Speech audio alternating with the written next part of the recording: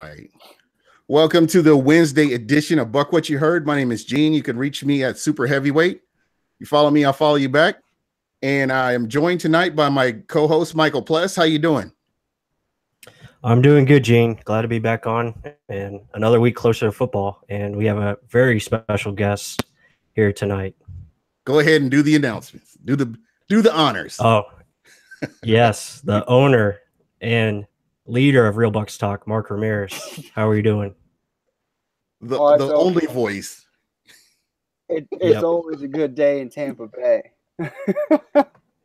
No, I'm glad to be back. Always a fun experience to be on the show. Always good to talk Bucs football with y'all. I talk it every day with Mike, but it's good to see Gene. Finally, yeah. there you go, man. It's good to get you on here. Guys, this I don't know what do you think is worse? Right after the season is over or right after the draft is over heading into the camp? What's the worst part of the season for you guys as you're getting ready for football? Getting ready. Worse for me. Sorry, Plus. Worst for me is right after the last game of the season. I mean, you're going to have to wait till you see him again. But to me, this is all the hype season. This is all where we think we're going to go 16-0 next season, and we're going to have number one defense, and Jameis going to throw for 5,000 yards, 50 touchdowns. Like, this is where the imagination starts to happen. So it's more fun right now and the hype train. But me, it's just after that final game of the season because holy crap, we lost. Now we got to go to work and fix some things. But that's for me. What about you? What about you, Pless? Yeah, I would agree. I mean, over the last 10 years since we've been to the playoffs. So yeah, pretty much the last game of the year is disappointing because there's no more football. So you have pretty much like the 6-month period where you go without football, and it's just it's hard to take in. So, but like Mark said, I mean, after once we get going and getting into free agency and the draft, I mean, it gets really exciting, and that's kind of been our excitement for the Bucs, over the last few years, which is obviously not good. That's not what you want, but it's something to always look forward to. But getting ready into the next season, that's what we're looking for. 14-hour workday limit.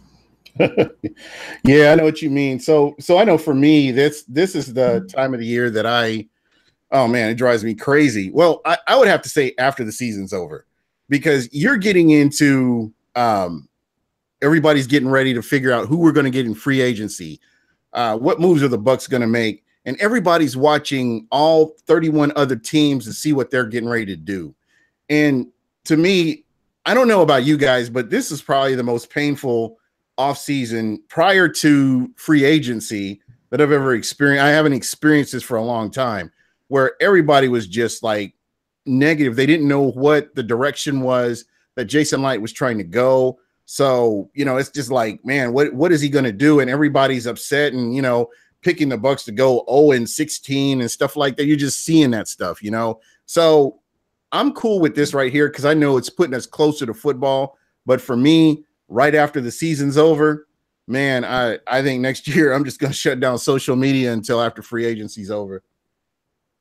Yeah, but go ahead. Too much downing, too much. Oh, we suck. Oh, blah blah blah. And it's funny. It's funny. And when you think about it, every offseason there's some story that's out there. It never really gets any traction or anything like that. But there's always a story in the offseason that just kind of rides through the offseason. Once football season starts, then that kind of stuff goes away. But I know for me, like right now, I'm excited. OTAs, players, knock on wood, players staying healthy, getting out there, getting acclimated. And I'm hoping this year, as I'm looking at this, I'm hoping this year we have a team that does good in the preseason. They do good in OTAs, and then they can translate it onto the field and get some wins. That's going to be the key, is getting the wins. I'm all in, and I posted this. I posted this on Twitter because if you go back and listen to some of our podcasts prior to this, I was like, man, I'm gonna wait till week 6 to see what the Bucs are going to do. You know, if you're a fan, you know, and in my and this is only my perspective, and I'm not trashing anybody else's beliefs, but if you're a fan, you're all in, you know. And if the Bucs, you know, they have a 5-win season, you know, I'm going to be cheering those 5 wins. I may be mad the others, the losses, but you know, I'm still all in with this team. All day. Yeah, I mean, absolutely. As a fan, you fall in love with not just the team, but individual players, and you want them all to do better. I mean, it's not like it's, well, us, like Mike and I, we literally watch these guys after the game and watch over who's doing good, who's not doing good. So it's like you really start to really appreciate all the guys are on the team and want them to do better. And like you start to grow with them. And that's what you want as a fan base, right? You want to grow with this team, not just have fillers in and out, in and out. You have these guys growing like Donovan Smith. Everyone likes to knock him, but guess what? He never misses a damn game. He's always in there, left tackle. Yeah. He's hustling. He wants to be great. He wants to be top 5 left tackle. But everyone's like, oh, he's too fat, can't do it. But he's out there. He hasn't missed a game. So let him keep proving it. He's doing good in my mind. It's just I'm ready to grow with this Buccaneers team. You know what's interesting? You know, back in the day, players would mature throughout the season. It wasn't the microwave society we see right now, where a player's got to be good this year or next year. It was, you know, they keep showing development, they keep growing, and they fit into this scheme. But you know, things have changed so much; it's crazy. It's just like you have your coaches have to do good this year. Next year, maybe they have to do good. They can't have time to develop their players because everybody wants to see them in the see a team in the playoffs. If my team isn't doing good, let's get rid of them. Like, you know, the 5-win season last year, and everybody was calling for you know, Jason Light and Dirk Cutter to be gone. I'm glad that they stayed the course and they're giving them another chance to get in there and do what they can do.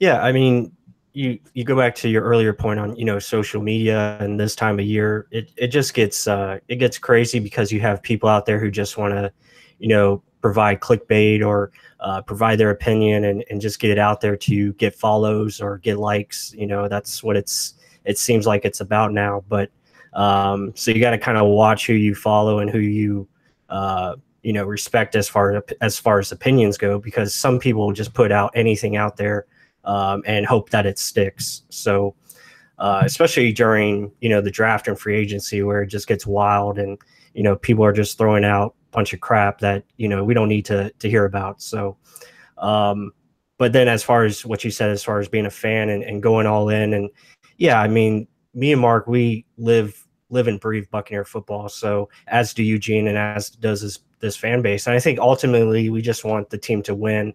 And it's been so long since we've had a winner. So I think, you know, we live in a society where everything is now. We want it now. We want it done, you know, quickly. And, you know, if it doesn't happen, then, you know, we get that kind of panic, you know, panic kind of sets in and like, oh, well, we got to do this. We got to do that. We got to do. But no, it's a process. And that's what Jason Light is doing right now. He's building this team. He's building it the right way. And he's making minor tweaks. He's not overhauling it drastically.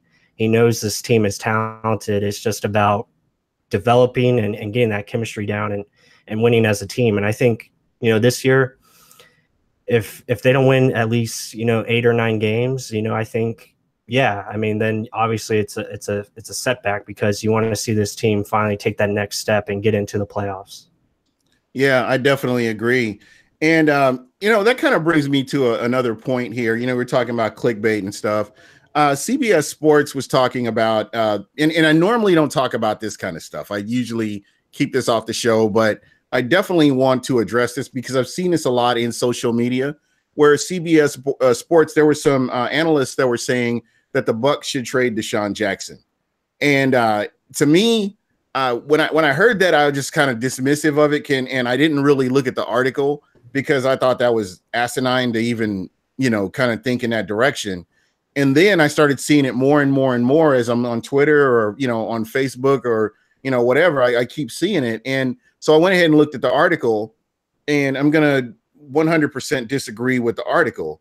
I mean, all you have to do is go back to 2015 when you had Vincent Jackson on one side and you had Mike Evans on the other side, and that was the squad that, you know, Tampa was going to roll with. And then you have Vincent Jackson with the injury, and it totally changes the dynamics of that offense 100%.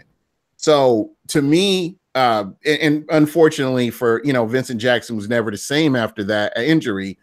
He did try to come back, but it just wasn't the same as prior to it. But to my point is, if you've got these tools, you've got these weapons out there, you've got a Chris Godwin. Chris Godwin is young. Chris Godwin is going to get his time to play eventually. That's going to happen. You know, who knows? He may compete and take that number 2 spot, you know, in camp. We just don't know. Again, the Tampa Bay Buccaneers roster is fluid. It's something that could change. It could all change tomorrow. So, you know, that's what people have to keep in mind, is that, you know, we are fortunate as a team and fan base to have a Deshaun Jackson, a Chris Godwin, a Mike Evans, a Cameron Brate, OJ Howard, players like that can actually produce if they're put in the right position to succeed. So I can't see the Buccaneers getting rid of a Deshaun Jackson and limiting their offense. I'm right there with you. I mean, Deshaun literally is a luxury right now. If you think about it, with our cap and the way we have the team formed right now, you don't got to worry about anything. Why feel forced to trade him because you have a young star in potential in Chris Godwin? I mean, no, let him develop, let him keep pushing. Like you always say, iron sharpens iron. Have them fight for that battle and see who's the best guy. And Deshaun Jackson, yeah, he's in his 30s now, right? So he's going to want to win now. So use that drive and will to win games with a speed threat like Deshaun Jackson. Everyone's like, oh, he's a one-trick pony. What could we ever get? That doesn't matter. Like, I'd rather have that one-trick pony that can burn you on the outside and have people scared stepping back instead of coming in because they don't think you're a threat. Yeah. I mean, he's something we haven't had in a while. And just Winston was so just barely off on some of these throws that, like, I think Todd Monken and Cutter were saying, like, if their timing was there, that little bit would have changed so much. Like, that's the difference between winning and losing games, just that one little bit of timing. And there's plays where he's wide the hell open, and he just misses him by maybe a yard. Yeah. I mean, a 70-yard touchdown just missed. Yep, there you go. Yeah. So, I mean, go ahead. Yeah, I mean, we spoke about this before the show. I mean, if you have an injury, you know, let's say Mike Evans goes down, I mean, then you have to put Chris Godwin as the number 1, and you have Deshaun.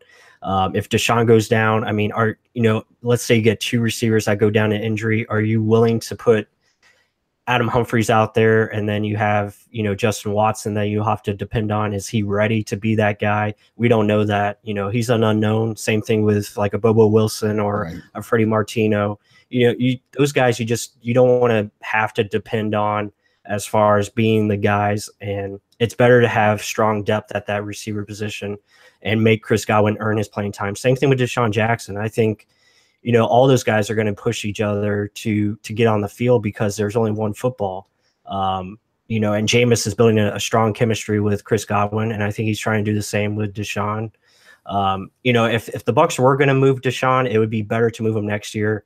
He'll be on a 1-year deal next year, non-guaranteed, so it's easy to trade him on that contract. It looks more enticing for opposing teams. So if they're going to move him, then that would be the time. Now you have Chris Godwin entering year 3.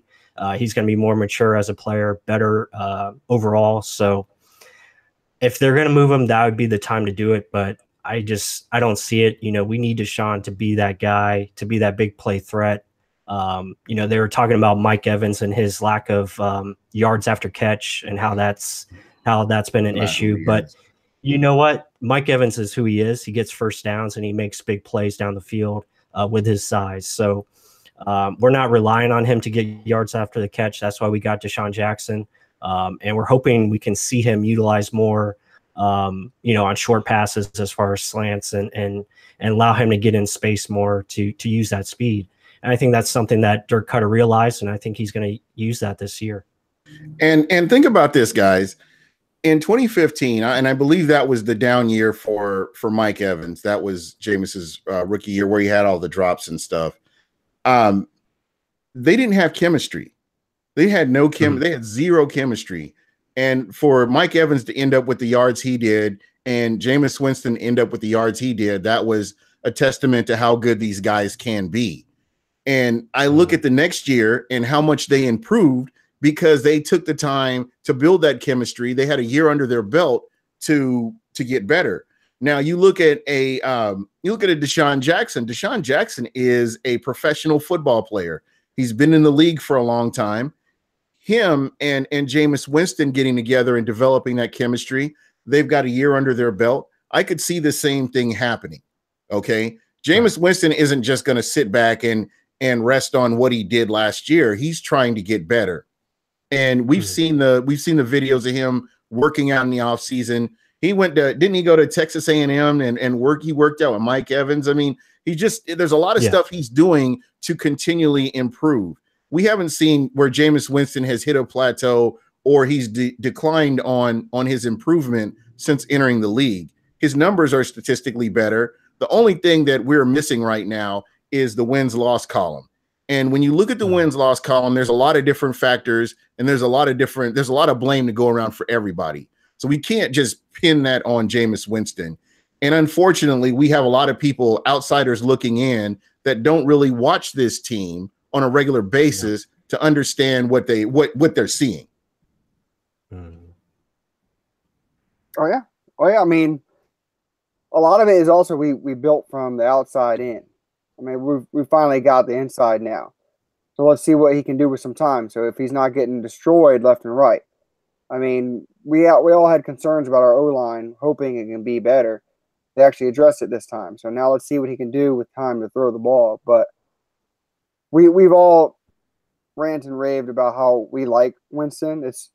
But the public and the media want him to be better. I mean, he's improving, like you were saying, and little by little he's going to get better. But all the pieces are in place. Yeah, I want him to be Drew Brees immediately. Yeah. But, I mean, the thing of it, I find this close to myself. Like he's going to be a father. I'm a father. You start knuckling down and being more serious, not playing around. You do. It's dead serious. But I mean, hopefully he does the same damn thing. And like all this drama, everyone's like, oh, he's never going to be something. He always has off the field stuff. Well, let's see what happens. Like we haven't heard much else, and we still got to worry about this other off the field Uber incident. But I mean, you know what? To me, that's not news until it is news, and I just kind of put it at that. But to your point, that's just what I'm saying. Every time Jameis has hit any kind of like a stumbling block, he's turned it into a stepping stone. Like I said, with when you saw what happened with Mike Evans, how they improved the chemistry, and they're a great tandem, and they could potentially be the leading passer, the leading receiver in Buccaneers history by the end of next season, statistically. So you can say whatever you want to about them, but if they get to that point, you have to mention their names when you talk about the all-time greats in this, on this for this team or this organization because of that. And again, so what we're seeing people that are outsiders looking in and they don't have all the facts. Pless, what were you going to say? Yeah, I mean, as far as Jameis goes, anyone who talks with me as far as football knows that I'm a advanced analytics guy. I look at the numbers and, it's every year he's improving as far as his advanced stats go. You look at his completion percentage, his, yards per pass, all that stuff is going up every year. So I look at it like, he's improving individual aspects of his game every season, which is good. That's what you want. As far as, the big elephant in the room is the turnovers. I mean, that's the main thing where he has to get better at. The fumbles is probably the biggest issue that he needs to improve. And that just comes with time. That comes with obviously better play in front of him, a better offensive line where he's not, running for his life on pretty much, 80% of the snaps. So plus with the offense that we run, it's a vertical offense, a lot of 7 and 5 step drops, a lot of deep pocket plays where he's trying to hold the ball and try to make plays downfield because that's what our offense is. So with a better offensive line, I think he's going to have finally a competent running game because we had I mean, let's be honest, our running game was pure shit last year. I mean, it was pretty bad. 2016 is the same.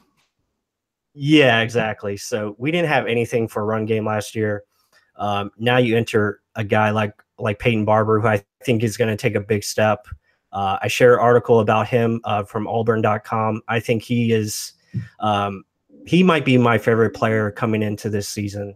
Just what I've read about him, he's a man on a mission to be great. So I hope he gets his opportunity, and I hope he does well. And obviously Ronald Jones is a freak of nature. So we have the pieces there to be better offensively. And then, it's a team game. So our defense is improved, and that's going to help Jameis out a lot, because Jameis is going to be able to put trust in his defense and play more, I want to say conservative, but more under control. And that's his biggest next step that he's got to take. So guys, we were talking last week a little bit about this. I'm glad, Mark, you're on. I really want to get your perspective on it. As we get closer to the regular or to the camp and everything, are there any position battles? And I'll start with you, Mark, because me and Mike kind of touched on this last week. Any position battles that you see that you're really excited about? I don't know. I didn't see what y'all said last week, but I'm assuming. Hey, I'm a married man. That's no excuse. She would have let you. Hey, because you hear things now. But my thing is the cornerbacks, right? I mean, everything's still up in the air with that. I mean, you hear nothing but good reviews about Carlton Davis. The guy looks lanky on tape, and then you see him in a cut white beater, and it's like, holy crap, the guy's chiseled. And he seems dedicated and down, and one of these in your face type of guys, and we really need that.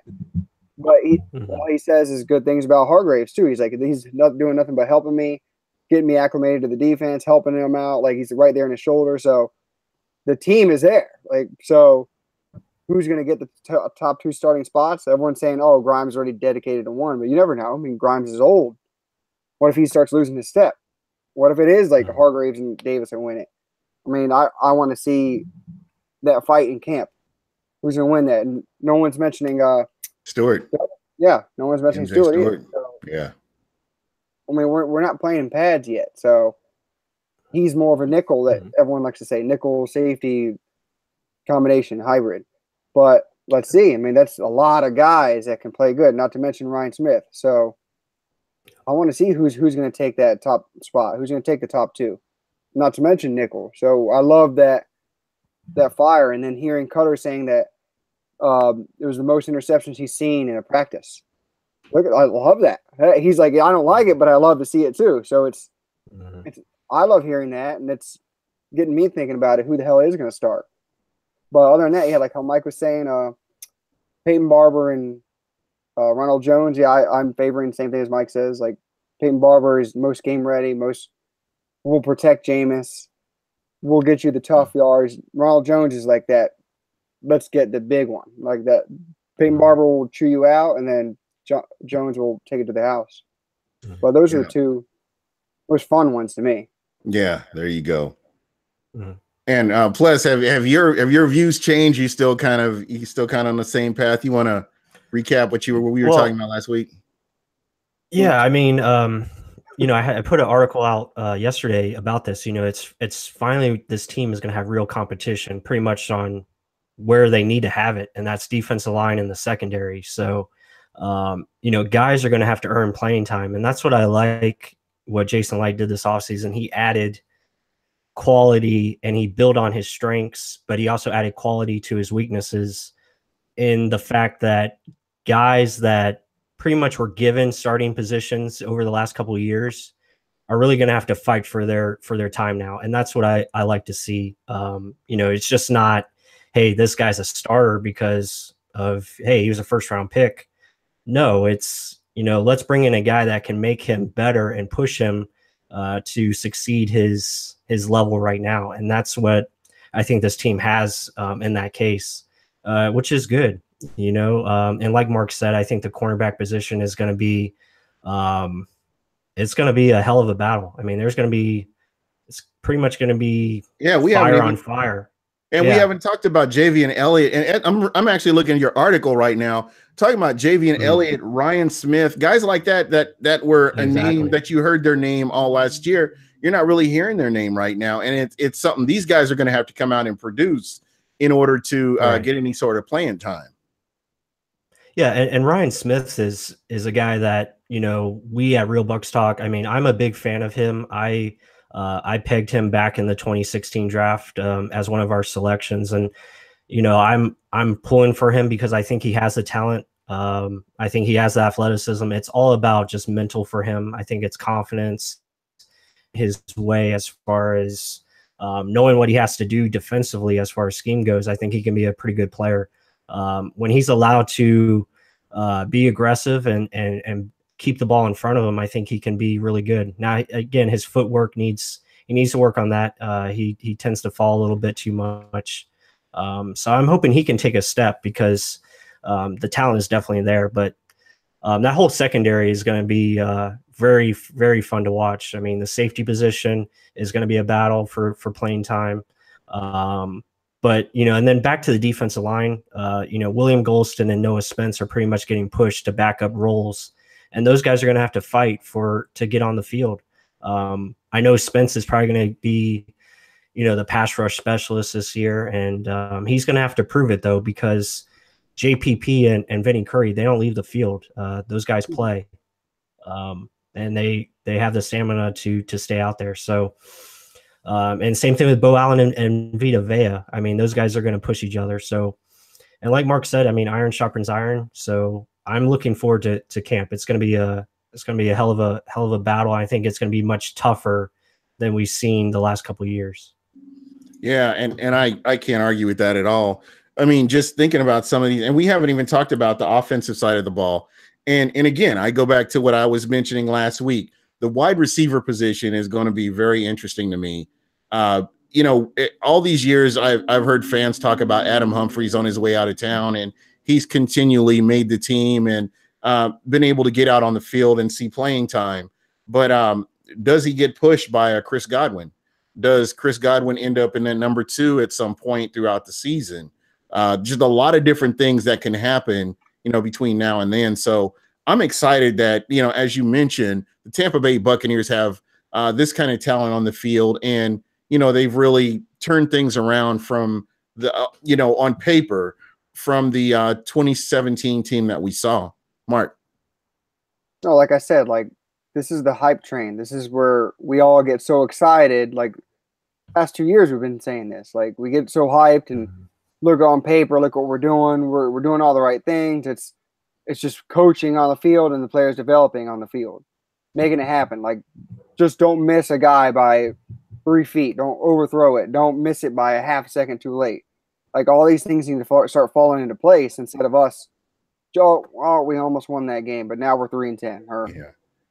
Communication is going to be huge. And we talked about this too last week a little bit, but the one thing that Mike has mentioned this, and when we both mentioned this throughout the season last year, there was a lack of communication in key plays, and there were players that were playing out of position, and the team did not look as cohesive as they did in 2016 when they caught fire on the back end of the season. They just looked, there was no sense of urgency for one.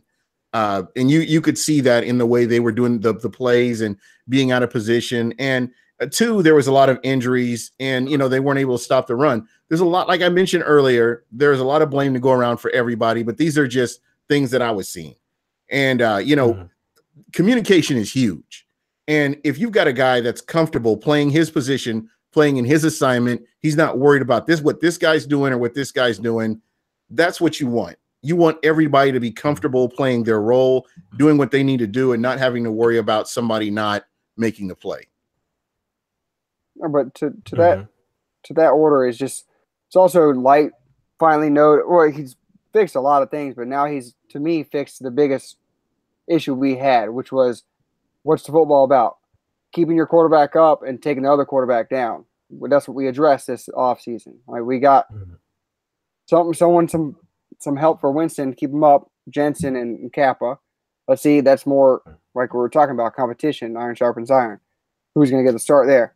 But also defensive line, right? We just beefed it up all around. We had no pass rush last year. That's why our corners look like hell. Keith Tandy looked so damn good in 2017 or 2016 because there was actually a little bit of a pass rush. Noah Spence was actually on the field. There was speed in the edge on the edge a little bit, and there was just that little bit to make the quarterback throw the ball faster. We didn't have any of that last year. None of that. At the end of the year, nothing. So safeties look terrible. Corners look terrible. So now we actually address that huge issue. So let's see what we can do on the field when Mike Smith has players that can run his defense and be aggressive, not just sit back and play 10 yards back. We always cry about, right? Yeah. Matty SOP had in the chat, he was talking about football is about heart, miles and miles of heart. And, you know, he's right. I mean, you listen to Brentson Buckner and you listen to what he's talking about with the mental. And I, you know, it's something that I haven't heard anybody on defense really talk about is the mental, being able to get through the toughest part of the game and just power through. And, you know, you've got the physical tools to do it, but you just have to have it up here. It's a good approach. I'm hoping that this works out too, but he's a guy that I'm another person that I'm really excited that the Bucs, you know, brought him in to help this defensive line as well. Mm-hmm. Yeah, and absolutely. And to go back to your earlier points.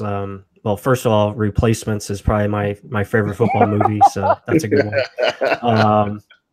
But yeah, to go back to your earlier point on as far as our issues from last year, yeah, we addressed the talent holes as far as our defensive line and upgrading that area, bringing in the personnel. But you look at what the guys and the coaches have talked about so far this offseason, it's been about communication and accountability. You know, football is about trusting the other guy next to you that they're going to do their job pretty much. They're going to be able to do what they're supposed to be doing out there on the field. And that's what, you know, great defenses do. They trust in one another because they know that guy's going to be there where they're supposed to be. That's what the great defenses of old, when, you know, the Bucs were in their heyday in the early or late 90s, early 2000s, that defense, they trust each other. They knew where everyone was going to be. They knew every assignment. And the same could be said for the offense. You know, the offense, you got to trust your guys. You got to make sure they're in their spots and doing what they're supposed to do as far, you know, making their blocks and stuff like that. So I think, you know, communication and accountability, I think, is something that they're amping up and preaching out there to make sure these guys understand we got to play as a team. And that's, you know, that's what it takes to beat these guys as far as opponents. Yeah, the one thing that I've noticed in the offseason, look at oh my goodness. And that is awesome. No, that's what's important. He knows I'm afraid of clowns. Oh man, but that's kind of special right there. There you go.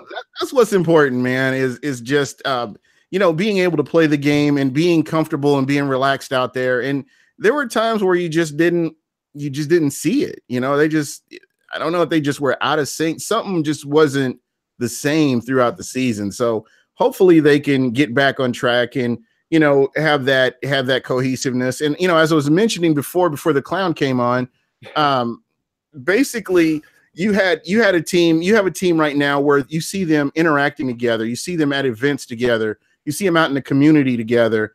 And, you know, even like Ryan Jensen mentioned it, where he's, you know, interacting with players and getting comfortable and ready to, you know, come in and do what he needs to do. So I'm excited. You can't help but be excited for this.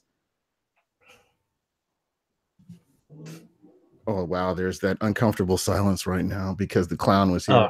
Totally threw off the rhythm. Totally killed the rhythm. I'm going to mention it later, too. Yeah, I mean, I'm going to have nightmares, but that's okay. We'll get over it. Bro, this is all your fault, man. You should have locked the door. You know what? Damn it, I should have. I'll take full blame on that. Full blame. You may need to set some traps around your chair or something next Gosh. time. You know, a box and a string and a little rope that you can just. I should put like a bell around the head so I'm here to get up. No, but about what you're saying, yeah, like everyone's getting excited. Everyone hears team mentality now. And it's just getting to the point where how many times in a row can you just get the hype train, like I'm saying? Like I want to see it. And I think every other Tampa Bay Buccaneer fan is feeling the same thing. Like we see it, we hear it on the practice field all the time, and I want to see it aggressively on the field. Like do what you're supposed to do. Beat the man in front of you. Don't make the game harder than it is. Like that's one thing I like that Bresson Buckner was preaching to them. Just beat the man in front of you and make sure you're working as a team, doing your assignment. I mean, you just make it that simple, and everyone does their simple assignment that easy. We're going to be good. I mean, we're just too talented all across the board. I mean, it's like I've been saying, just to get the coaches to coach the players and actually have it performed on the field. Yeah. So, again, that's, just what we've been talking about is, this is an exciting time right now. And once we get closer to camp, are you guys going to get to go to any camp games? I mean, yeah, we'll probably be out there. Yeah, it would really, it would be great if you guys could make it out there to all of them. So I'm just putting that out there. Oh, we'll make Saturdays. We'll make the Saturday practices 100% probably, but during the week, that's a tough weekends. One. And I wanted to talk about something else. Right now, the Tennessee Titans, it looks like the Bucs are going to be working out with the Tennessee Titans. What do you think about that? I mean, I think that's kind of cool to be able to. You have Robinson coming back to Tampa, or I don't know how that's going to work out, but it's kind of cool to see those two teams working out, two up and coming teams that will and the Bucs will actually play them in the preseason. So that's definitely a good test and a good benchmark to see where the Bucs are. Oh yeah, that's Jason Light and John Robinson. Yeah. Go ahead, Mike. No, yeah, absolutely. I mean, it's you get to see another team. Again, the narrative is going to be, Jameis versus Mariota, and all that stuff's going to get brought back up again. And Mariota was the better quarterback, should have been the pick. All that nonsense. So that's going to be the hot storyline. But yeah, I mean, it's good to face a different opponent, especially during practice and get a feel for what your team is about and see where you're at. I mean, heading into and that's usually a good indicator that week. I think it's week 2 of the preseason. So, usually the starters play a half. So it's good to see what you have and what adjustments you have to make as far as going into the regular season. Yeah, most definitely. So guys, what are you guys working on now? I mean, I know that you can't tell a whole lot, but I know that you guys have some big things coming up with Real Bucs Talk, and I kind of wanted to talk about your site because I don't think it gets enough. It doesn't get enough traffic, the traffic that it should, because you guys have been spot on so much that you've produced. And I mean, I remember for instance, your article about Vita Vea before he was drafted, and just what he could potentially bring to Tampa. The film that you guys have on games after the Bucs game, you guys have broken down film and shown different things. These could be great tools for the casual Bucs fan that doesn't really, doesn't get into football that much, but they can actually go to your site and, catch up on something that, they were unaware of. Mm. Yeah, I mean, the Vita Vea, that's another one that's not going to hear the end of it as far as Derwin James versus Vita Vea. I mean, that thing is going to go on probably forever. If Vita Vea doesn't get 10 sacks this year, I mean, you're already going to hear the bust. We already know that's coming. So yeah, but yeah, I mean, we try to put out realistic, articles as far as what we think could happen and try to provide the best opinions that we feel is, what the Bucs should do or are thinking about doing. So it's really just what our thoughts are. I mean, we don't try to be,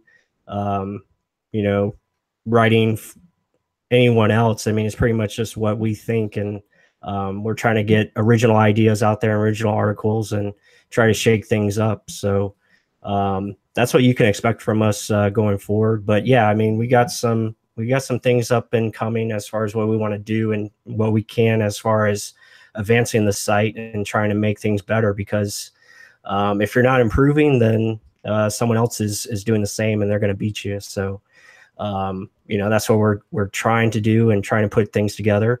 This is our third year going into it, so we're excited about that. And I mean, we're still learning and getting better with it. So and trying to add to our team as well. We have Tay on as a writer, and she does a great job. So yeah, there you go. So are you guys looking for any new writers by any chance? Oh, all the time. We're in the market. Yeah, we're in the market for writers, but we're very specific because we want good quality. We don't want, just guys throwing out opinions that, just going to be crap. We want something that, we feel is worthy of our site. So yeah, there you go. And Mark, you've been very quiet. You're the owner of this ship. We need to hear it from you. What's going on, man? I butt into too many things though. But no, yeah, like I'm jumping off what he was saying. Like everything we do is just because we love the Bucs, and I've always been Buc fans, so we like breaking down everything, not just watching the game and then bitching and moaning about things we didn't see or things that look bad. Like we want to know why it went bad or why it went so damn good. Like we're looking at the smaller things, not just, oh, we got a touchdown. Or, Jameis Winston got sacked. Oh, the whole line sucks. Like, we go a lot more into it because we care that much about it. And that's why we don't want to just have people that writing for us that are like, oh, yeah, we suck. We suck again. Here we go. 0-2. We're going to be first pick. Here we go. We don't like over dramatic fans like that. We just don't want that.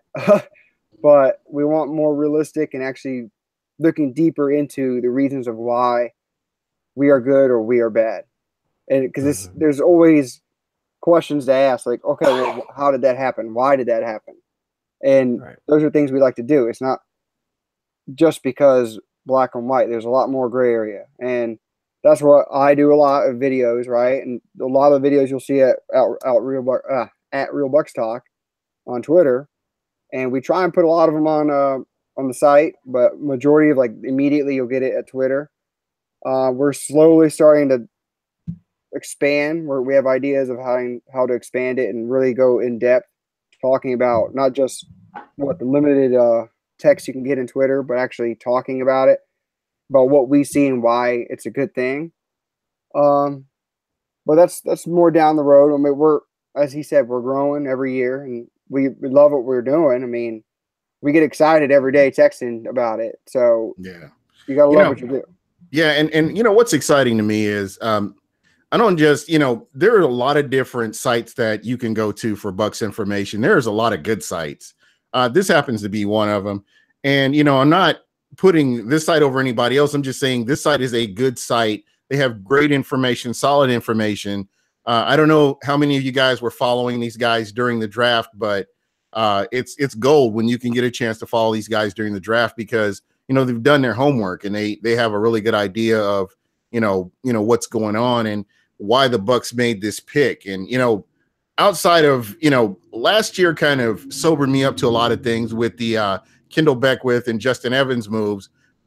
Just seeing what those guys were able to do to come out and contribute.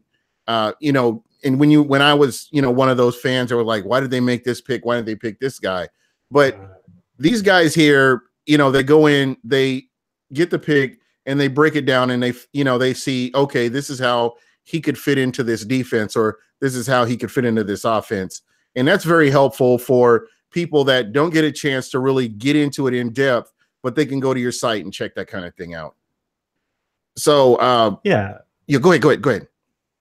No, I was just going to say, to add to that, I mean, yeah, absolutely. And our thing is, we're not looking as to make money or anything like that, or to gain fame or whatever. It's not about that for us. It's really just, we love to do this. This is our passion. It's kind of, it's our hobby. It's our escape. And we just love talking Bucs football, and to share our thoughts with the fans, and really, meet new people, and like yourself, Gene, this has been a great ride, and looking forward to what the years ahead brings. So, yeah, it's fun for us, and that's why we do it. And again, if we can improve it, then we'll find ways to do that. Yeah, most definitely. It's kind of the same with this show. I wanted to shout out to Shooter and Stash. Love Shooter and Stash. I love the videos they put out, especially the Gerald McCoy videos. Shooter and Stash. Just thought I'd throw that out there. And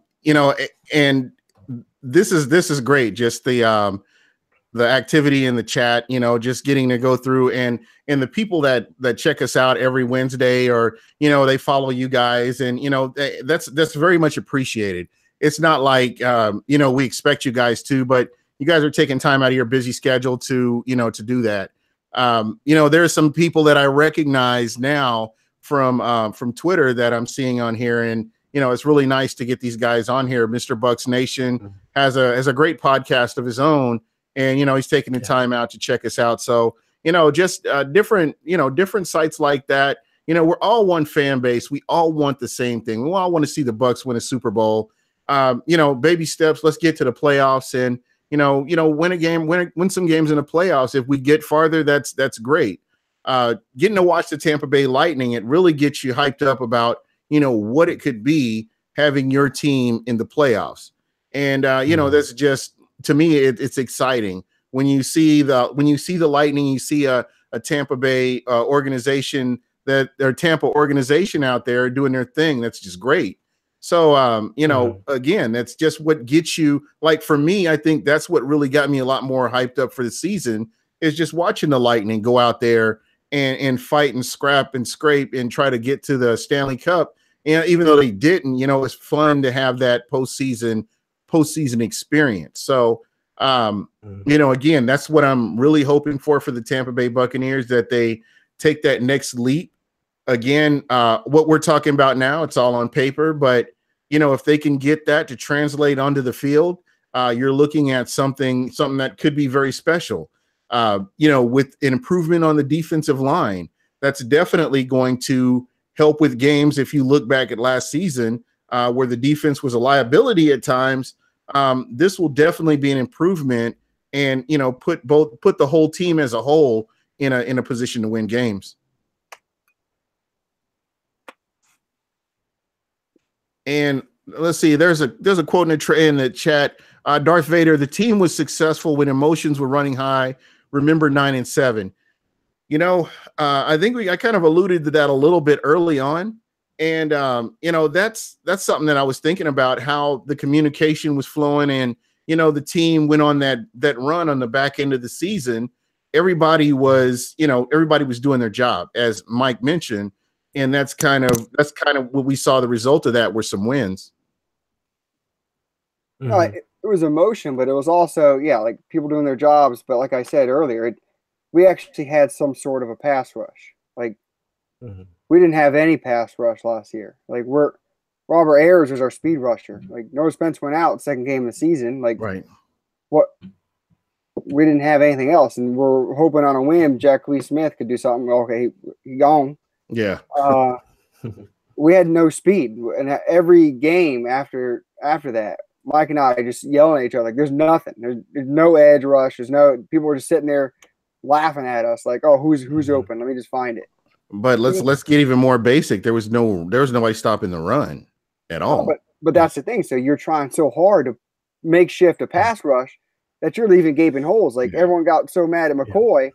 Like I was telling Mike not too long ago, McCoy's going to do his little throw his ass out there trying to get into a gap. Well, guess who's in the middle right now? Vita Vea, a monster that takes up two people. So that makes an easy alley for all our linebackers who, what do? They're most known for speed. and attacking. This is like a makeshift good for us. I mean, let McCoy do whatever the hell he wants to do, and he doesn't have to do more than he has to now. Yeah, because definitely everyone around him is better. So he's not going to be doing things that two guys should be doing. He's going to be his one assignment, like we've been saying. Do your one assignment the best you can. Stop doing everything else. Like simplify the game. It's that simple. I mean, you only have to say it over and over for someone to get it. Yeah, most definitely. Yeah, it's going to be nice to not see our defensive ends getting knocked on their ass by tight ends, consistently. That happened way too. Yeah, that happened way too often last season. So it's going to be nice to have a rotation, guys that can come in and be fresh, and especially when the fourth quarter comes, because there's a lot of times where our defense was just gassed in the fourth quarter, and then the game goes away. So yeah, I mean it's going to be fun to watch, but we got to go out there and do it. You got to go make it happen. Yeah, I think that's the key. And again, I said this a couple of times. Last season was just weird, from the hurricane all the way to the end of the season. It was just a weird season. And again, the Bucs have a chance to right a wrong. I mean, to turn a team around from a 5-win season to come out and do something, and make this team successful. So we'll see what happens.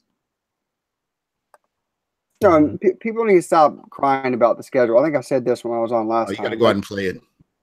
Yeah, and still, even I look at the schedule, and everyone says, "Oh, we got this, we don't got this." I think everyone's looking at it so negatively this year because of our record last year.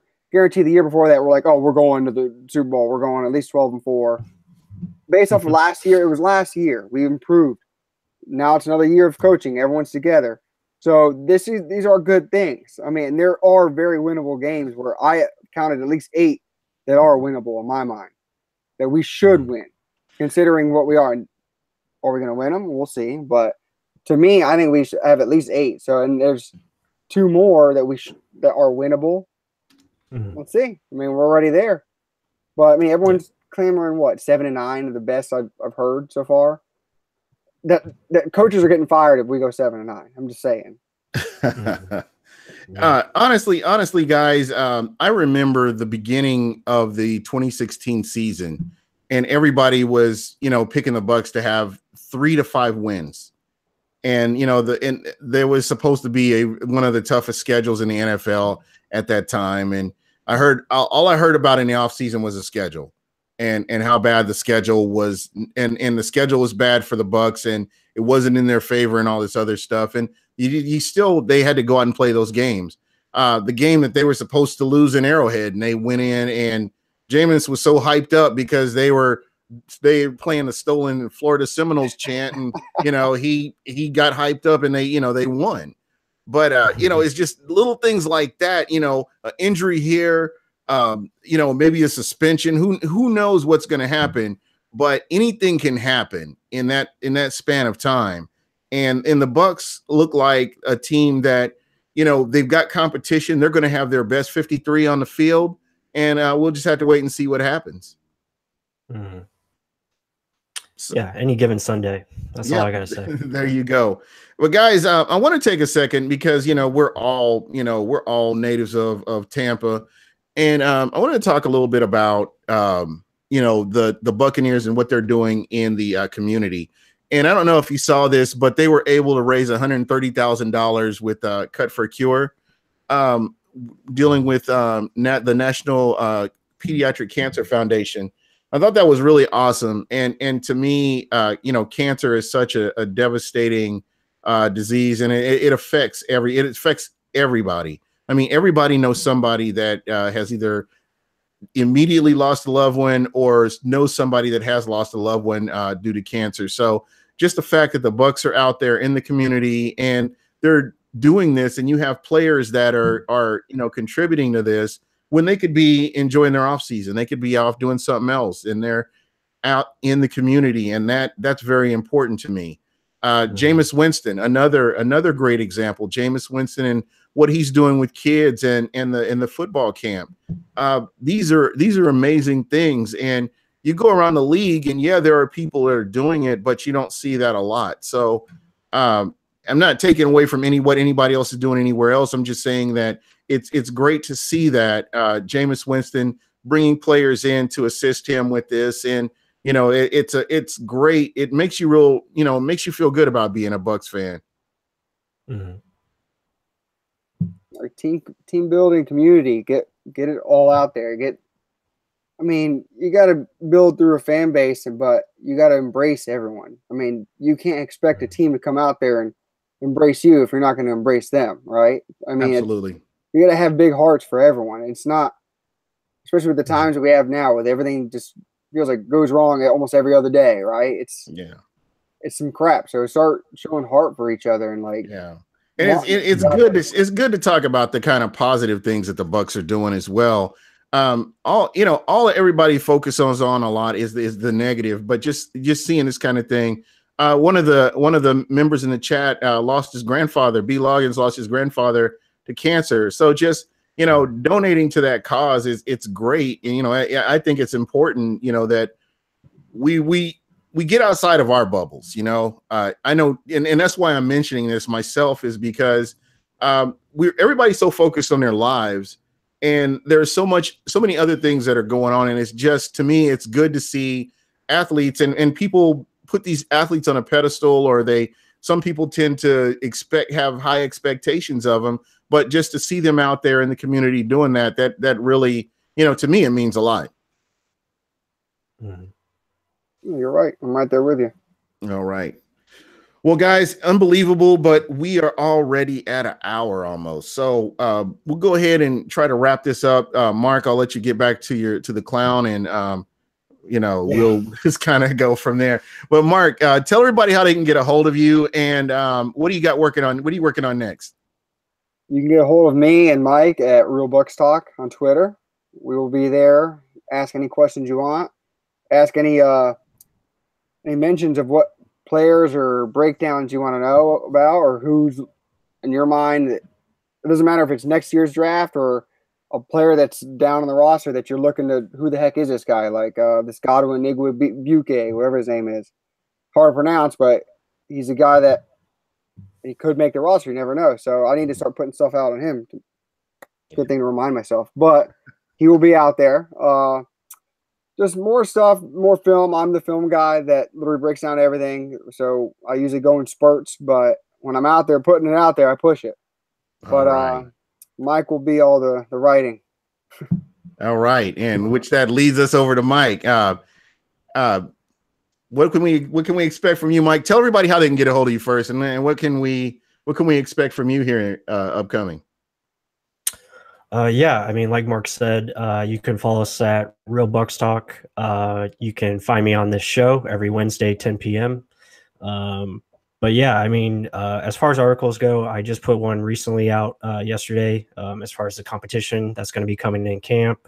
But I'm going to have more pieces. I'm probably going to have something on as far as the running back spot, as far as Peyton Barber goes. And I want to put some more original pieces out there as far as what we can expect for this team in 2018. I think it's going to be a positive year. So, just new stuff. I don't have anything concrete yet, but it should be out there this week.